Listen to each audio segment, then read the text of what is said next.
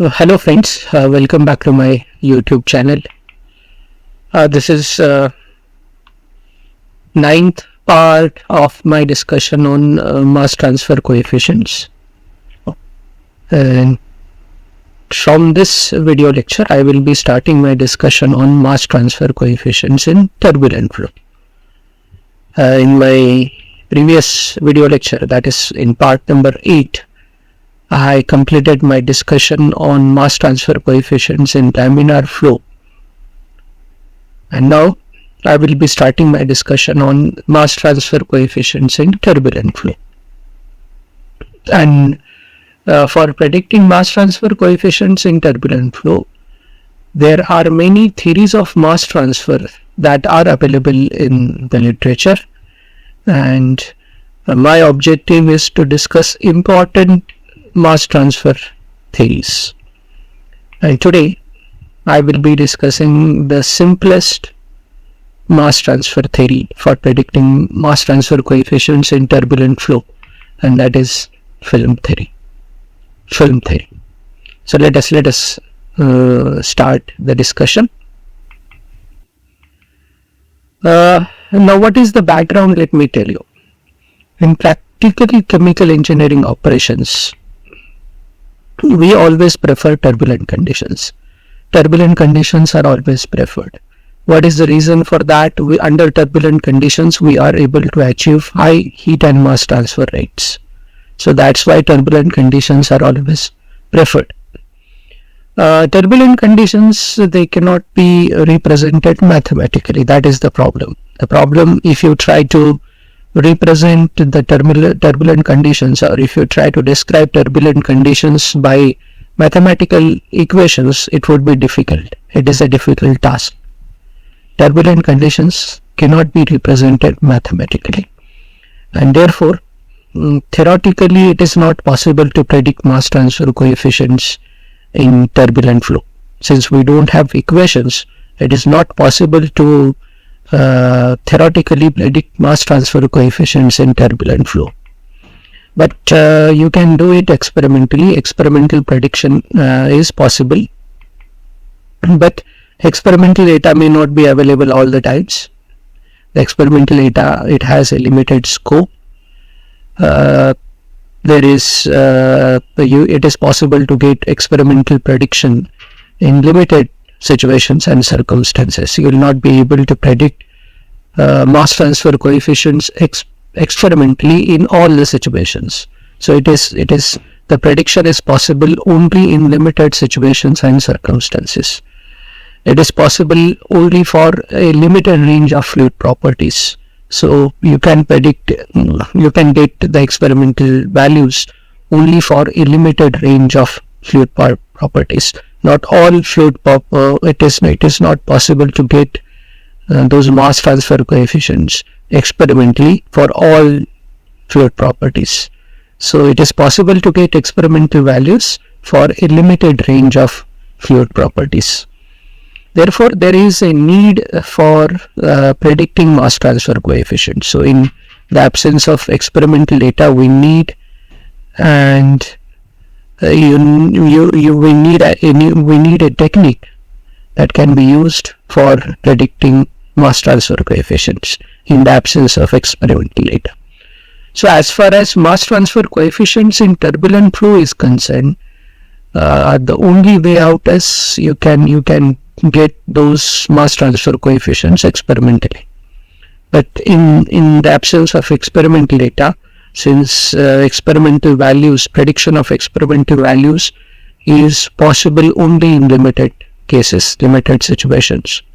So in the absence of experimental data, we need a mechanism, we need a technique for predicting mass transfer coefficients in turbulent flow. And that is what we are going to learn in our discussion. So let us continue with this. Okay, now let us know about the important mass transfer theories. So many mass transfer theories they are available for predicting mass transfer coefficients in turbulent flow. These mass transfer theories they are mere speculations. So these theories are just speculations or speculation. These are mere speculations, and they are constantly renewed. So they are based on the findings, observations, research. These mass transfer theories, they are constantly renewed. So we need to know that the mass transfer theories that are available for predicting mass transfer coefficients in turbulent flow, these are mere speculations, and they are constantly renewed. Now, what are the important mass transfer theories? You have the film theory, which we will be discussing today. Then you have the penetration theory. Then you have surface renewal theory. Then you have combination film surface renewal theory, and the last one in my list is surface stretch theory. So important mass transfer theories that are available for predicting mass transfer coefficients in turbulent flow. You have film theory, penetration theory, surface renewal theories, then combination film surface renewal theory, and surface stretch theory. And today we are going to discuss the first one, the film theory. So let us continue with this. Now let us start our discussion on film theory. So it is the oldest and simplest theory of mass transfer. Film theory is the oldest and it is the simplest theory for predicting mass transfer coefficients under turbulent conditions. So it is based on a similar concept in convective heat transfer. A similar concept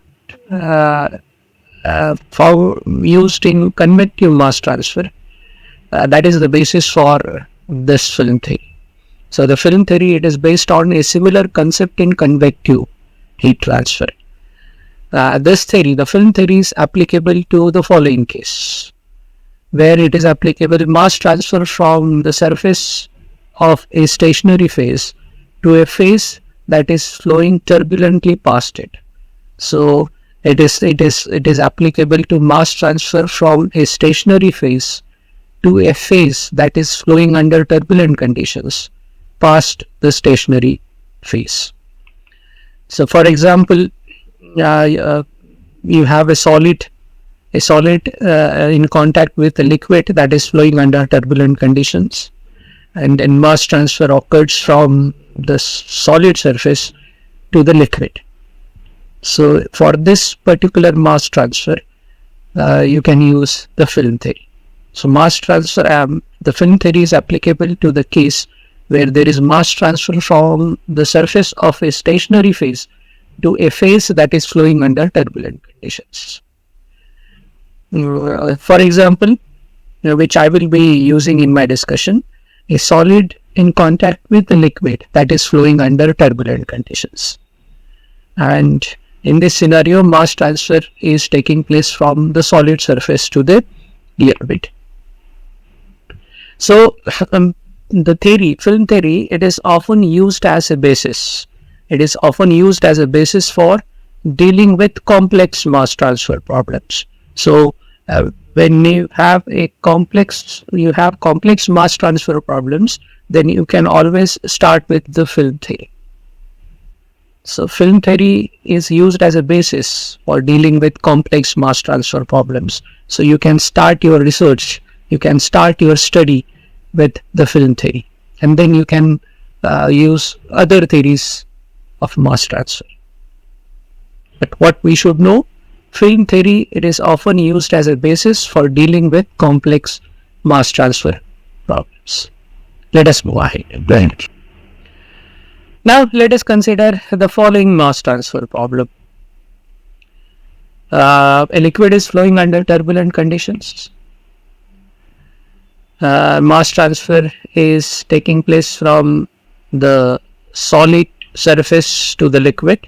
So we are considering a mass transfer problem where a liquid is flowing past a solid surface under turbulent conditions.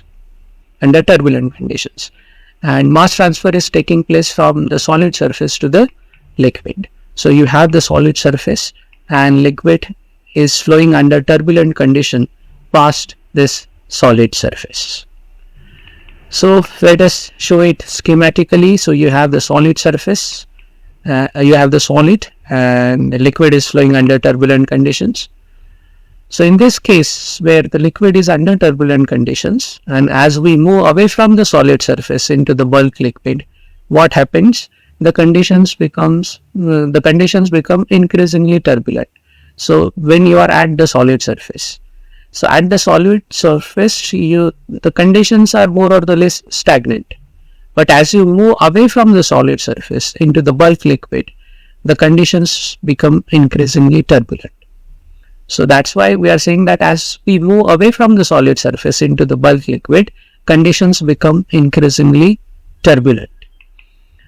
So mass transfer flux in this case, you can describe it by this equation. JA is equal to minus DAB plus ED into DCA by DZ. So in this case, DAB is the diffusion coefficient and ED is the ED diffusivity. So diffusion coefficient takes into account the mass transfer by molecular diffusion, whereas ED diffusivity, it takes into account mass transfer by turbulent diffusion. So you can get the mass transfer rate, or you can get the mass transfer flux from this equation. JA is equal to minus DAB plus ED into DCA by DZ. And during the mass transfer, as the mass transfer occurs, the concentration changes from CA1, let us say CA1 at the solid surface, to CA2 in the bulk liquid. That is, at the solid surface, the concentration is CA1, and then it changes to CA2, which is the concentration in the bulk liquid phase. So that means this curve represents the concentration profile, and the nature of this curve will depend on the values of DAB and ED. For example, when you are close to the surface, DAB will be dominant, and as you move away from the surface, that is, as you enter in the turbulent zone, ED will be dominating. So the shape of this curve will depend on the values of DAB and ED. So the concentration profile, it is shown by this curve. So this is what is the picture when you have this situation where liquid is flowing past a solid surface under turbulent condition and mass transfer is taking place from the solid surface to the liquid. The concentration profile will look like this. Again, the shape of this curve will depend on the values of DAB and ED. So I hope the situation is clear to you. If you have any doubts, you please mention them in the comment section. Let us move ahead. Now for this mass transfer problem, now let us know what the film theory tells, or what the film theory says. For this mass transfer problem, the film theory predicts the following.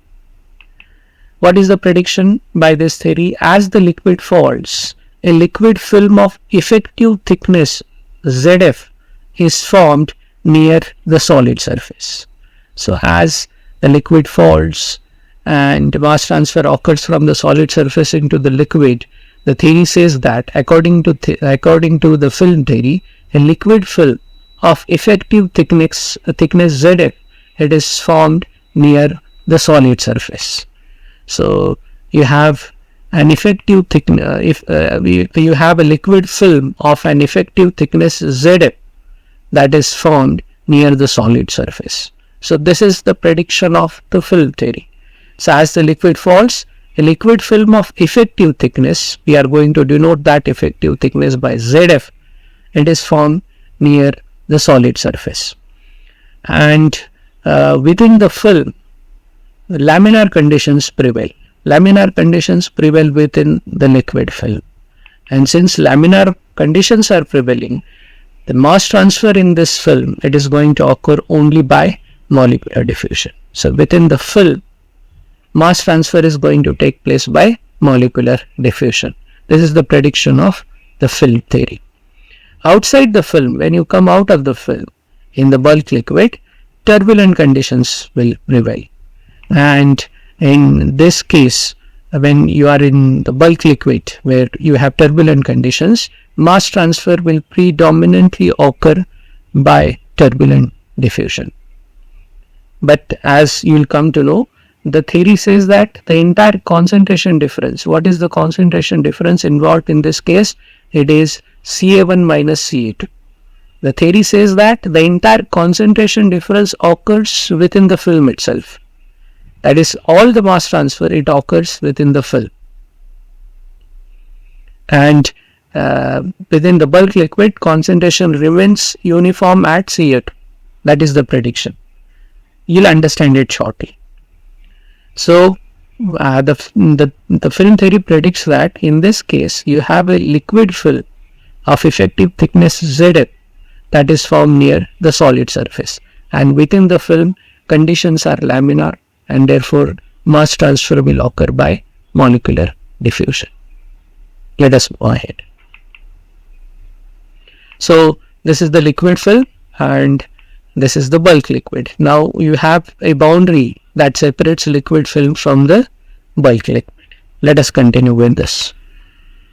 According to the film theory, if you have to understand the concentration profile, then the film, what does the film theory say? Let us understand. According to the film theory, the concentration profile follows the dashed line, which now I will show. The concentration profile is given by this dashed line. So that means within the film, the concentration will drop from Ca1 to Ca2, because this is the profile in the bulk liquid. It is represented by a horizontal line, which indicates that there is no change in the concentration. So at this point, the concentration is Ca2. So the theory predicts that instead of the actual situation, which is shown by the blue curve, the theory predicts that concentration profile follows the dashed red lines. And therefore, as I said, all of the concentration difference, it is due to molecular diffusion within the effective liquid film. So the entire concentration difference, it lies within the liquid film, and it is due to molecular diffusion, and it happens in the liquid film. Again, this is the prediction of the film theory. What is the concentration difference in this case? This is Ca1 minus Ca2. This entire concentration difference, it is brought about by molecular diffusion, which occurs within the liquid film. So the concentration gradient in this case, the concentration gradient Ca1 minus Ca2 in the film, it is linear. So you can show that, you can easily see that it is represented by a straight line. So it is linear, and linear concentration gradient, it is a characteristics of steady state. That means film theory predicts that within the film, mass transfer is taking place under steady state conditions. So the film theory predicts steady state mass transfer within the effective film that forms close to the solid surface. So I hope you have understood what is predicted by the film theory. If you have any doubt, you please mention that in the comment section. Let us move ahead. Now let us know about the mass transfer rate in this case. So what is the thing? You can find the mass transfer rate by using equations, or you can calculate the mass transfer rate by using equations applicable for molecular diffusion. So all those equations that were derived for molecular diffusion, you can use those equations, but for that we need to replace Z with Zf. And you know the starting equation for molecular diffusion. So this is the basic equation for mass transfer rate in molecular diffusion. Na is equal to dBc upon Z into Na upon Na plus Nb into Na upon Na plus Nb minus Ca2 by C divided by Na upon Na plus Nb minus Ca1 minus C. So in this case, dAb is the diffusion coefficient, C is the total concentration, Z is the length of diffusion path, Na is n-type molar flux of E, Nb is n-type molar flux for B. I have discussed this equation. I am giving link to the entire playlist of my video lectures on molecular mass transfer coefficients. It is available in the description section. So this equation, it gives mass transfer rate in molecular diffusion. And what we have understood that we can use this equation as per the film theory. But what change we have to make? We have to replace this Z with ZF. What is ZF? It is the effective thickness of the film. So therefore it will be Na is equal to DABC upon ZF into Na upon Na plus Nb into ln of Na upon Na plus Nb minus Ca2 by C divided by Na upon Na plus Nb minus Ca1 upon C. And we know that this group DAB into Cf by ZF, you can replace it with the F-type mass transfer coefficient. So in my discussion on F-type mass transfer coefficient, I have discussed this. So in this equation, you can replace this group DABC upon ZF with F, which is the F-type mass transfer coefficient. Let us move on. So the mass transfer rate, as you know, as we understood, it can be calculated by using equations applicable for molecular diffusion by replacing Z with ZF. So we had this equation. Na is equal to F into Na upon Na plus Nb into ln of Na upon Na plus Nb minus Ca2 upon C divided by Na upon Na plus Nb minus Ca1 upon C. So now we have replaced the group DABC upon ZF by F. So that is F is equal to DABC upon ZF. Now in this case, total concentration and ZF, these are constant, which means that the F-type mass transfer coefficient, it is directly proportional to DAB. So that is one of the prediction of, or according to the film theory, F-type mass transfer coefficient, it is directly proportional to DAB. And how it is directly proportional to DAB, you can understand from these equations. So we are replacing Z with ZF, and the group DABC upon Z is nothing but the F-type mass transfer coefficient. So in this equation C and ZF, these are constant. So therefore, the F-type mass transfer coefficient, it is directly proportional to DAB, the diffusion coefficient. Let us continue with this. Then we know this equation. So I have used it many times in my discussion on molecular diffusion, how the N-type molar flux and J-type molar flux, they are related with each other. So Na is equal to Ja plus Ca upon C into Na plus Nb. But when you have low mass transfer rates, the bulk term, that is Na plus Nb, you can neglect it.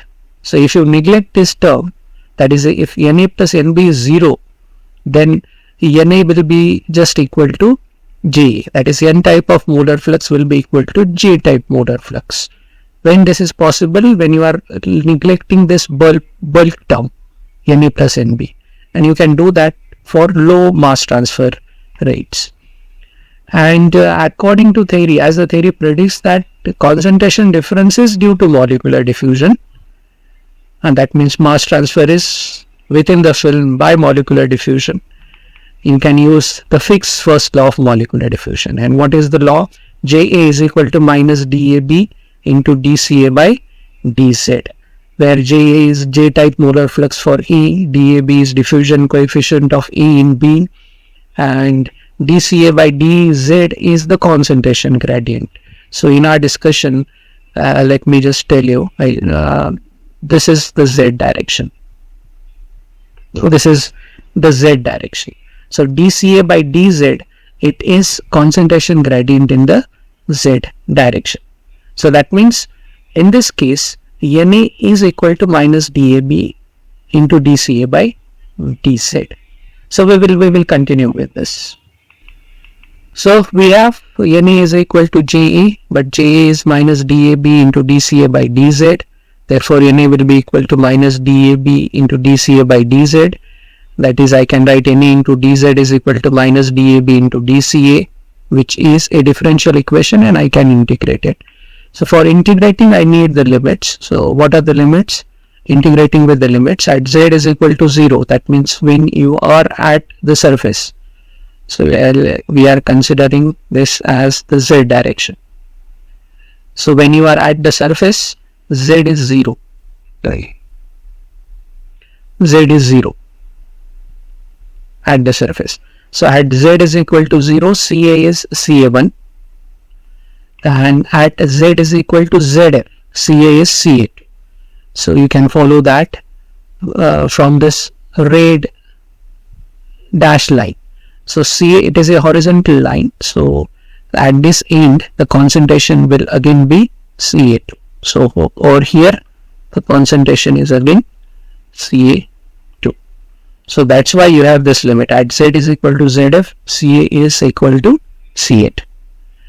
So therefore, let us integrate it. So it will be integration from 0 to Zf, Na into dz, that is equal to integration from Ca1 to Ca2 of minus dAb into dCa. Now in this case, under steady state conditions, Na is constant and dAb is also constant. So they will come out of the integral. So it will be Na into integration from 0 to Zf dz, that is equal to minus dAb into integrations from Ca1 to Ca2 dCa.